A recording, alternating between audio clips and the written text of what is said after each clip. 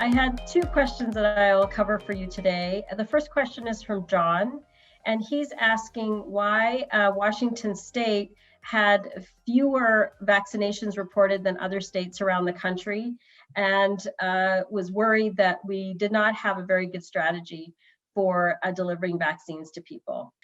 It turns out that Washington State did not efficiently record the vaccinations that they collected. They were recording them, but we were recording them, but it was sort of on paper versus using technology. And here we are, a high-tech state. So I think that we do have to work on making that much more efficient. And my understanding is the public health agencies and the governor's office are working in that direction. So we should see an improvement in at least getting actual numbers that are higher than what was reported. There was also an issue with central coordination with the federal government because we were not receiving as much vaccine as we needed. And I think other states are also having that issue. So hopefully we'll start to see some more, a ramp up of production. The governor has put a goal out there of 45,000 vaccinations a day, and he's working in that direction. And the public health agencies are doing the best that they can to get to that number. We're not there yet because of vaccine quantity, but also because we need more places for people to get vaccinated. And so I'm hearing that there will be mass vaccination sites and places where people can go.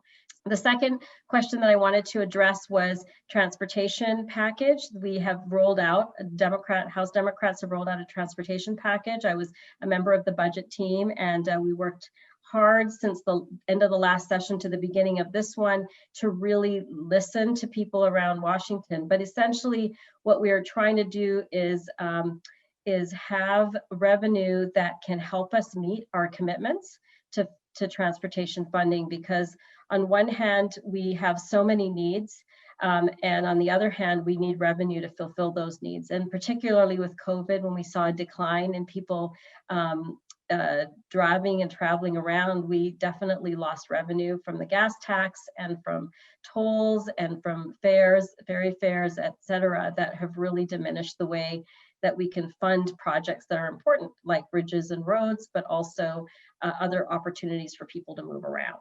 And when we did get a chance to listen to people and ask them, how would we pay for this and what exactly are the projects we need to fund, what we heard from them, and these were 90 listening sessions from stakeholders all across Washington State, they said that we would like you to put money into maintenance and preservation of our existing infrastructure, investing in frontline communities, supporting economic recovery, reduce carbon aggressively, and live up to our commitments, including the restoration of fish passages.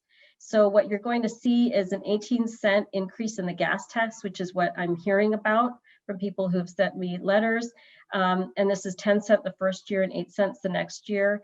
And it's a very substantial proposal. It's more substantial than any in state history because the needs and challenges are so much bigger, and including the long overdue investments and help for frontline communities and fighting climate change. We hope to give you a little bit more detail as we go forward and get your feedback.